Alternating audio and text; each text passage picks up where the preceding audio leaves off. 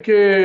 ہم دیکھ رہے ہیں کہ 22 تاریخ کو اپیلز بھی لگی ہوئی ہیں عمران خان صاحب کی، لیکن اسی بینچ میں لگی ہیں جس کو ہیڈ کر رہے ہیں چیف جسٹس اسلام آباد خود، اس پہ ان کے اعتراضات ہیں۔ وہاں بھی ہمیں چیزیں کچھ سمجھ نہیں آ رہی کہ یہ انسسٹنس وہاں پہ کیوں ہے۔ جیسے بندیال صاحب کی انسسٹنس تھی خود ہر بینچ میں بیٹھنے کی، چیف جسٹس اسلام آباد ڈسپائٹ ریزرویشن وہ بھی ہر بینچ میں خود بیٹھتے۔ یہ آپ نے بات سنی اعتزاز احسن صاحب کی، تو اٹس ویری کلیئر، مجھے تو بڑا اس میں کوئی بڑا لاجیکل سا دلیل لگ رہی ہے، سب کچھ چیزیں لگ نہیں رہا کہ یہ فیبرری کے الیکشنز کی طرف جا رہی ہیں۔ کہہ سارے رہے ہیں،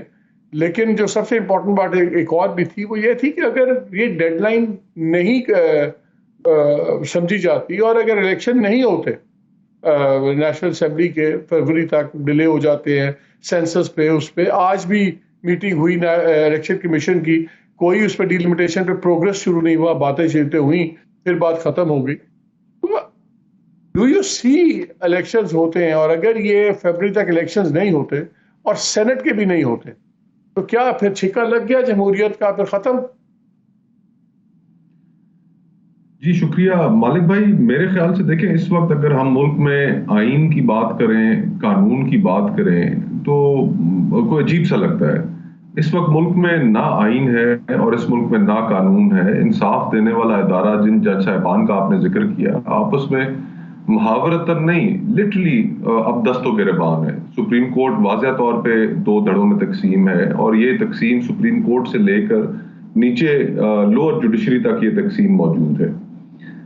ہمارے ہاں جتنے انسٹیٹیوشنز تھے وہ گریجولی کرمبل کر رہے ہیں۔ پارلیمنٹ کی کوئی سینکٹیٹی نہیں رہ گئی، آئین کی کوئی سینکٹیٹی نہیں رہ گئی، رول آف لا کی کوئی سینکٹیٹی نہیں رہ گئی۔ اس وقت ملک میں ایک ہی قانون ہے، اور وہ قانون یہ ہے کہ اگر آپ اسٹیبلشمنٹ کی گڈ بکس میں ہیں تو پھر آپ کو 100 گنا بھی معاف۔ کل میاں نواز شریف صاحب زیر اعتاب تھے،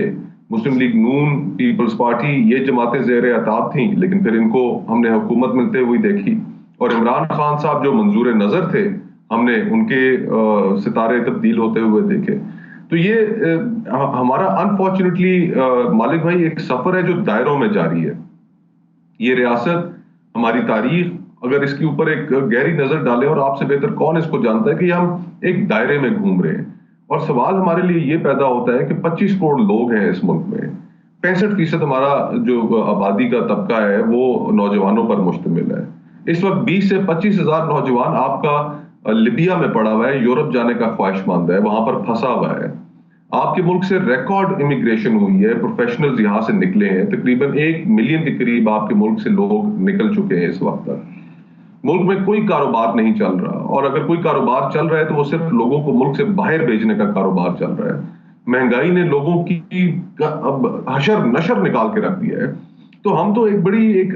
عجیب سی صورتحال پیش کر رہے ہیں، اور ایک سٹاپ گیپ ارینجمنٹ اس کے اندر ایک فائر فائٹنگ کے لیے ایک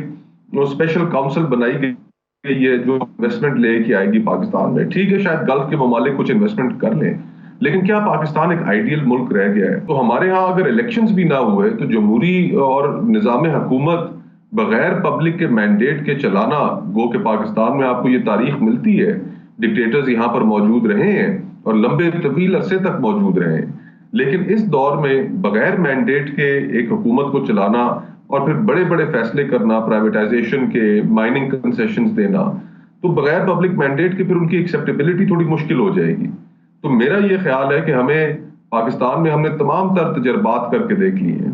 ہمیں صرف ایک تجربہ کر کے دیکھنا ہے یہاں پر کہ عوام فیصلہ کر کے جس کے ہاتھ میں حکومت دیتے ہیں اس کو حکومت چلانے دیں، اور عوام کو ہی 5 سال بعد احتساب کرنے دیں۔ اس سے بہتر ہمارے پاس کوئی دنیا کے اندر۔ لیکن مجھے ایک بات بتائے نا،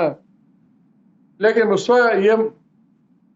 مجھے بتائیے، کیا از اٹ فیئر جب ہمارے لیڈران خود بڑے فخر سے کہ عمران خان صاحب تھے، وہ کہتے تھے دیکھیں ہم ایک پیج پہ ہیں، بالکل کوئی مسئلہ نہیں۔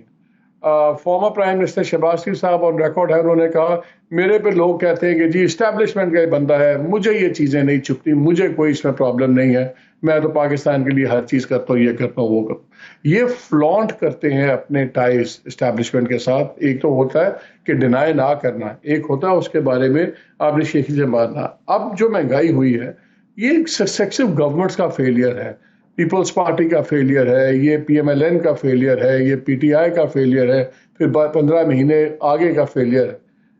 اب ماحول ایسا بن رہا ہے کہ لوگ کہہ رہے ہیں بس یار ہمیں 3 ٹائم کا جو کھانا دے دے،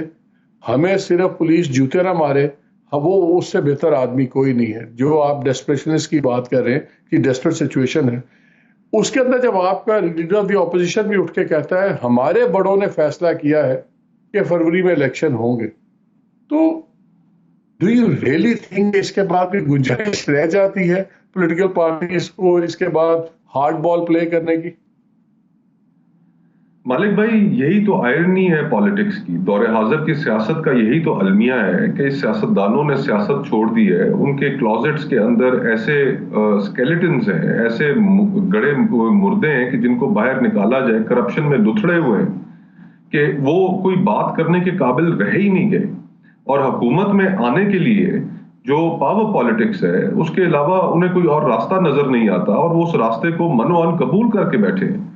اور عوام کے جو ایشوز ہیں وہ تو آپ کو معنی ہی نہیں رکھتے ان کے لیے، مقصد صرف اور صرف سیاست کا یہ رہ گیا کہ آپ نے اقتدار حاصل کرنا ہے۔ اور یہ جو مہنگائی والی ساری اور جو اکنامک ہماری سچویشن ہے مالک بھائی، یہ آپ کو الیکشن ہوتے نظر آ رہے ہیں فیبرری میں؟ اگر الیکشنز نہیں ہوئے تو مجھے یہ پولیٹیکل کرائسس مزید گہرا ہوتا ہوا نظر آ رہا ہے۔ آج ہم جس چیز کی قیمت ادا کر رہے ہیں وہ سیاسی بے یقینی کی ہم قیمت ادا کر رہے ہیں۔ اگر ہم نے معیشت ٹھیک کرنی ہے تو we've got to fix the economy first۔ مجھے دنیا کا کوئی ملک دکھا دے کہ جہاں پر پالیٹکس ٹھیک نہ ہو اور وہاں کی معیشت ٹھیک کام کر رہی ہو۔ تو ہم نے اپنی پالیٹکس کو ٹھیک کرنا ہے، ہم نے کچھ اصول طے کر رکھے ہیں، ان کے اوپر سیاست کو واپس لے کر آنا ہے، تو تب جا کر ہم اس معیشت کو بھی ٹھیک کر سکیں گے۔ اور آپ فرینکلی مالک بھائی، آپ معیشت کو میرے سے زیادہ سمجھتے ہیں، جس مقام پر ہماری معیشت پہنچ گئی ہے اس کو کم از کم اب 10 سال چاہیے، یہ اب 2-3 سالوں کی بات بھی نہیں رہ گئی۔ 10 سال تک سٹیبلٹی ہوگی تو ہماری معیشت ٹھیک چل سکے گی، تو اور یہی بات ہماری اسٹیبلشمنٹ کو سمجھنی چاہیے۔ مصطفیٰ صاحب، اس میں ایک بڑی خطرناک تھنکنگ چل رہی ہے، اس میں بڑی خطرناک تھنکنگ چل رہی ہے، وہ یہ چل رہی ہے کہ جو ہم لوگوں کا خیال تھا کہ پولیٹیکل سٹیبلٹی ہوگی تو اکنامک سٹیبلٹی ہوگی، لیکن ایک بڑی پاورفل سوچ پاکستان میں یہ بھی ہے کہ دیکھیں اگر اکنامک سٹیبلٹی لے آئے تو پولیٹیکل سٹیبلٹی بھی آ جائے گی۔ I don't agree with that, لیکن یہ ایک سوچ ہے اور لگ یہ رہا ہے کہ وہ سوچ اس وقت جیت رہی ہے۔ تو ہم بات سن رہے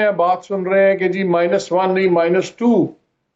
کا فارمولا چل رہا ہے، کمفرٹ نہیں ہے نواز شریف صاحب کے ساتھ، وہ لیول آف ٹرسٹ نہیں ہے، اور ہم کہتے بھی رہے تھے کہ جو